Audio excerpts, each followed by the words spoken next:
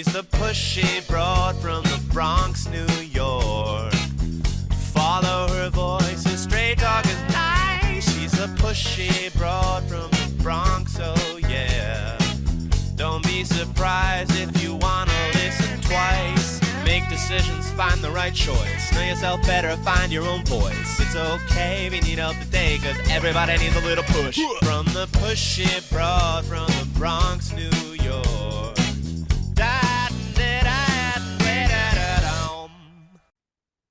Welcome, Transformation Talk Network listeners. My name is Ellen Stewart, and I am the pushy broad from the Bronx. Welcome to my show, Recovery Recharged, where we share advice and support from experts in addiction and recovery. I am so delighted that you are with me today because we have a topic that really involves every single one of us, whether you are in recovery or whether you are a loved one or whether you are struggling in relationships or whether you're struggling to be a parent. Whatever you are doing, I know that you will get the information that you need because this podcast is about setting boundaries. And I love the title of it. It's called Lines of Engagement with professional certified coach, Terri Webb.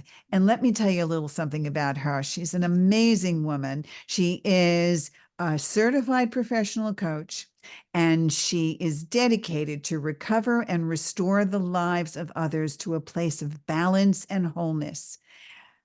She is a 21-year retired Air Force veteran, and we thank her for her service. And she continues to uphold the core values of integrity first, service before self, and excellence in all that we do. In her professional and private life, she has a background in communication, education and training, and HR management. She's also a licensed missionary, and she works alongside her husband in the ministry, and they are currently residing in Grand Prairie, Texas. The pushy broad from the Bronx and Recovery Recharged is delighted to welcome Terri Webb. Good morning, Terri. Good morning, and thank you so much, Ellen, for having me on your show. It really is a pleasure. It is my pleasure to see you today. And I'm very, very glad that you chose this topic. So tell us on a personal level, what does setting boundaries mean to you personally? Personally, it means protection. What do you mean, protection?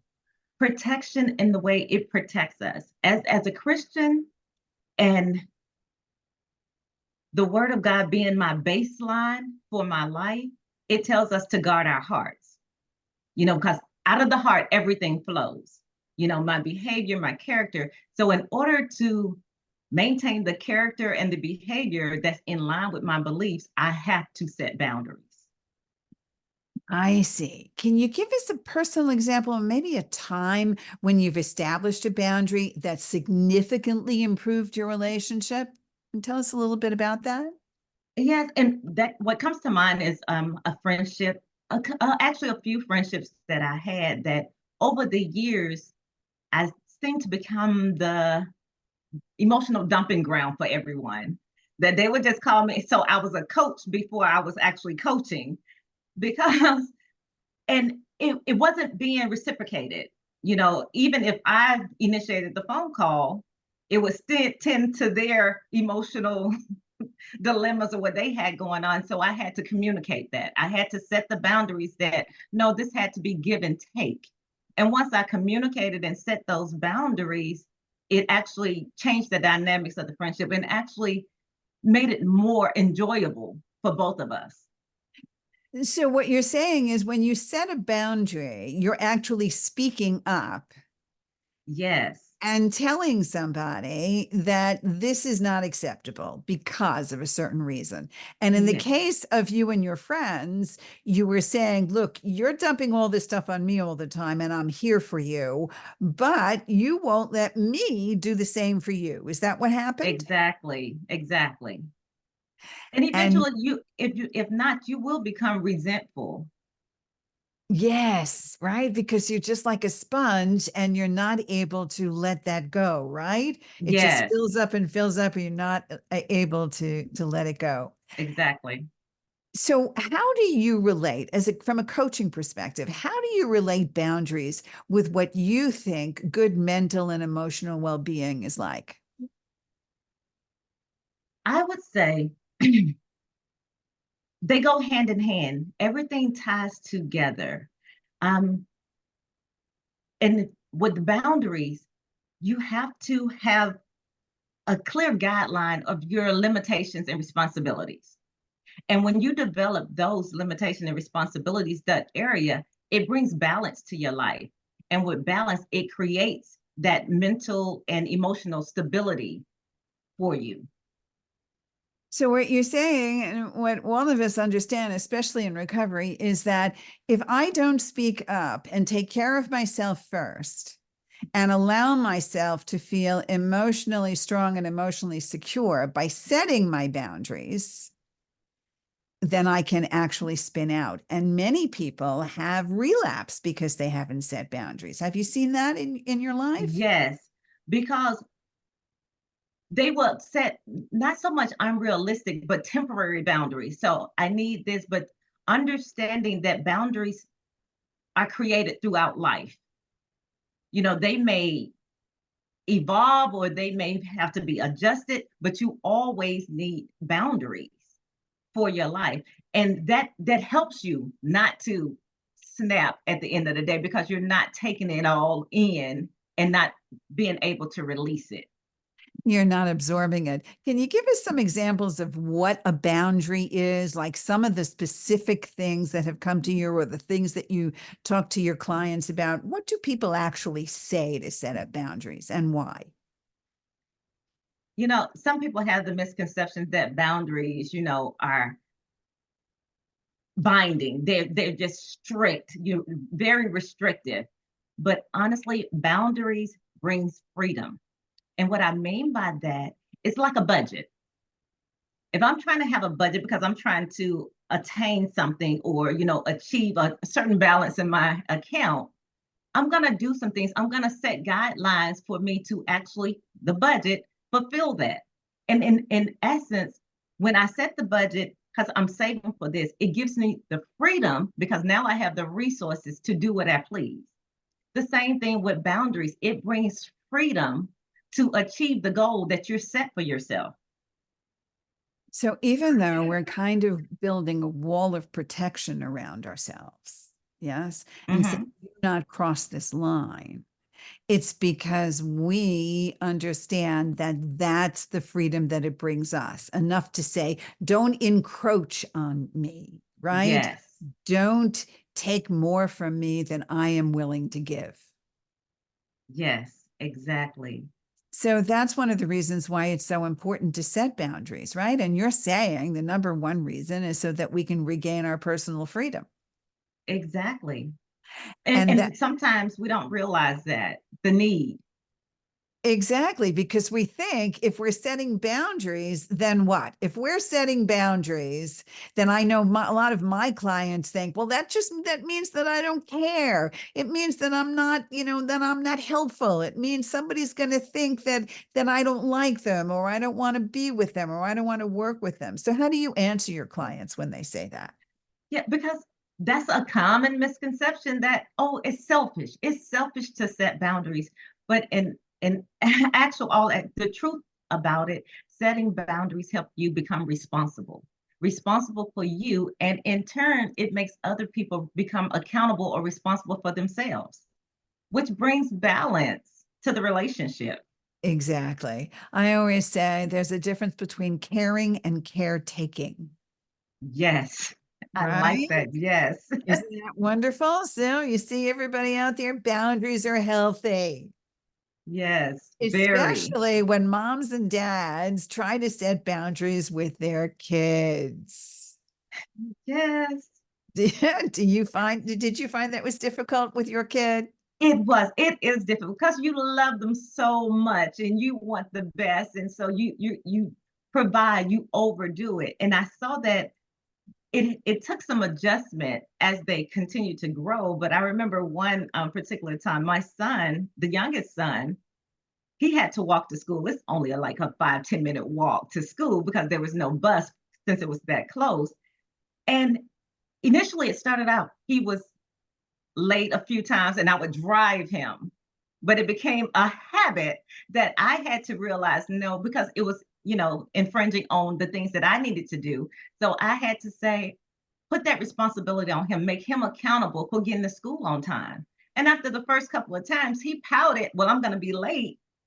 I still allowed him to grow because that's what we're doing. We're allowing them to grow when we step back and work within our boundaries. Right. So instead of being his personal driver, Yes, because they get to expect it, right? They yes, say, okay, yes, I don't have to worry about getting up. Mom's going to take me to school. It'll be yes. okay. Look, I work with high school kids as well and college kids as well. And they talk about the fact that, especially in high school, parents call me and say, my child won't get up with the alarm. I don't care if a bomb goes off in that room, he's not getting up. Okay. And I turn around and say, I need you to stop worrying about it. I know parents would bang on the door. My mother would bang on the door, get up, get up, get up. And then I would wait for that subconsciously. Right. I Yes, would wait for it. And if it didn't come, it was my permission to sleep, right? It was my permission not to get up. But when mom finally said to me, I'm not doing this anymore because I'm the bad guy and I have to bang on your door, I started getting up for myself. yes. And we also Reinforcement teach that. kids that actions have consequences, right? You Yes, do what you do, and whether they're good actions or bad actions, they have good consequences or consequence. bad, right? Exactly. Okay. So you also talked about boundaries deepening the connections with others rather than pushing them away, right? Don't you think that's a real thing? It is a real thing because there's no guesswork. What do You you know, mean? the expectations are clear, and it lessens the room for you or someone else to be offended because I already know. And it allows, like I said, the expectations are clear and it's my expectations because my boundaries have been set. You know what you're getting. Okay. And sometimes people need to be reminded of that too, right? Yes, And sometimes we need to be reminded. How many times do we think we're going to go overboard? Right? How many times do yes. we think, well, we have to pull back a little bit because, in recovery, we say, not my circus, not my monkeys, right? What Okay. belongs to me and what doesn't belong to me, right? Yes. And it, Yeah. it helps you to stay in your lane. Right. Staying in our lane. Absolutely. So let's just say, let's think about some of the things that people will say in terms of boundaries because people get afraid, right? How do I tell my friends that I don't want to be involved in this? Or how do I tell my friend that they're encroaching on my boundary? What would you suggest? What kind of words did you have to use personally in your life? Well, first of all, loving. Loving, even though you can be direct, but still be direct with love. Because I love this person, I know how to handle it and I'm gonna handle them gently. But also be assertive to the point that this is something that's deep with me, a feeling, and I want you to respect this. So I'm gonna maybe in a way, I love you, but at this time in my life, this is not being productive. This is not helping me. This is actually hurting me from Okay. achieving the goal that I set for my life. There you go. So that's one way, and that's great. Also, something like, I always say when I want to put a boundary up, I am sure that whatever decision you make will be right for you, Yes. Yes, right? because boundaries Meaning, are for you. right. So I can turn around and say, Terri, I know you've got a lot going on, and I'm sure that whatever decision you make will be right for you. That's it. That means I don't have to have an opinion around it. I don't have to go there. I don't have to say anything more than I'm giving it back to you. And I trust that your decision will be the right one for you. Yes. And I that's a part of staying in your lane. absolutely, which is really hard for the pushy broad most of the time, I can tell you. It's It hard for really parents. It's really hard for parents to do that because we're so used to giving advice and nurturing, but we have to understand that there comes a time where I'm parenting and where I'm mentoring. Give it to Yes. you. And there's a big difference. And also, coming from the position you're in, it's constantly practicing let go, let God with enough faith in trust in your children to make the right Right decision. decision. Yes. Right. So, do you think that sometimes, I know this comes up a lot, but sometimes do you think that people feel guilty when they set boundaries? Of course. How Of come? course. I feel guilty sometimes, even now to set boundaries because I'm like, oh my gosh, but they really need me. They really need this, from me. But in the end, I have to think of the overall picture, the end game. I want them to be responsible for themselves. And I want to also be able to achieve the goal or whatever I'm trying to achieve by setting this boundary. And most of the time, especially with parents with kids, I heard something the other day, I forgot where it came from. Some wonderful doctor on TikTok said something like, our mission in life is to make sure that our kids see us as extra, as superfluous, as almost insignificant, because we have to let them out of the nest. We have to let them grow, and we're just here to watch it and to say, great job. And realize that we've trained them and work with them well enough to do things on their own. They should not be dependent upon us. And that's what we do sometimes as parents. We make people, not just our children, codependent when we That's don't right. set boundaries. That's right. And that's partially because of our own codependence, would you say? Yes, exactly. All right. So when it comes to personal situations, that's sometimes more difficult because it touches us in the heart and we feel a certain way. How do we find that it changes somewhat in the workplace? How about for you? What's the professional boundary setting? Okay, my background in the military, it was a little bit difficult because your objective is the mission. It's not so much like in a relationship, in a personal relationship, because no matter what, the mission still had to go on. And it was important being, in the Air Force that even if somebody failed to do something, you had to pick it back up. So it was almost not impossible, but a little bit different in setting boundaries there. I remember one instance, I was in a staff meeting and the commander, he used some choice words. And that has always been a boundary for me, how you speak to me. And after the meeting, he came and apologized. And he said, I noticed your face, I noticed your body language in the meeting. And he said, and I apologize because it's unprofessional. I didn't have to verbalize it, speak it, but he noticed it because he infringed on that boundary that I had for my life. So sometimes, like I said, you have to speak, but sometimes it's different. Yes, I mean sometimes your facial expressions and the way you stand, the way you back up, the way you maybe fold your hands or whatever, you can show a disapproving or a shocking look like, please don't go any further, or that was insulting to me. You need to apologize even without you saying it, correct? Yes, yes. Yes. And in So personal relationships, you more so can walk away versus in yes, a which you professional. certainly can't do to your commanding officer. No. No, that would not go over well.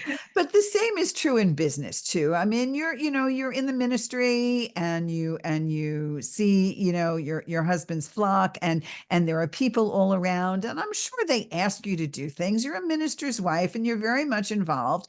And I'm sure sometimes they push boundaries, right? And they're not Yeah. personal, they're somewhat professional. So how do you get around this? How do you politely say, go ahead, you can do this on your own, or I don't want to get involved? How does that happen? I had to learn to be okay saying no. No, I'm not going to be. I mean, and there are a lot of demands that are put on you in ministry. But I had to learn that if I don't say no, then I'm going to be begrudgingly doing it. And that's not helpful for me. It's not helpful because then I can set up resentment in my heart that is not pleasing to God. So in order for me to stay pure, I'm gonna tell you, no, I'm not gonna be able to do that. Yes, and I would say that it's not only not pleasing to God, but it stays there and it's not pleasing to you. It's like Yeah, you've eaten something and it's given you indigestion and it's not going away. way. Right? I It's like just that. Yeah. never going away. So, I mean, I see that. And when I talk to my clients, I turn around and say to them, it takes a very strong person to say, yes, I can, but sometimes an even stronger person to say, no, I can't. Yes. Right? Yeah. No, And I I can't. can respect you saying no to me because I would rather for you to say no and I can find someone else for you to say yes and then you drop it. You don't do it. Right. So that's a Yeah. thing. We can either drop it because we don't, want to do it, or we can do it begrudgingly and not do a good enough job because we're upset that we said yes to begin with, or we Yes. can do a great job and then resent that person for asking us, right? Yes. So either way, it's Either not a way. great situation. No what? But I love that you say, I love that you said that you can't see it with love and you can't be loving in your heart around it. Yes. Yes. It's the Yes. same thing that when I talk to my clients about being in a relationship, there is compromise and there's sacrifice. Sacrifice means you lose your identity in the process, which is not a good thing to have. Compromise means you are okay with it because at least half of what you wanted is something that you actually wanted, as opposed to sacrificing where there's nothing here that you wanted, which means you do everything out of resentment and you lose your identity in the process. So that's a very important reason to hold on to boundaries, isn't it? It is. It is. So we really develop some more self-awareness through this process. Would you comment on that?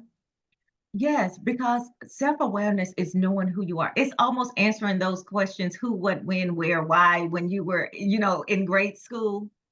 You have, who am I?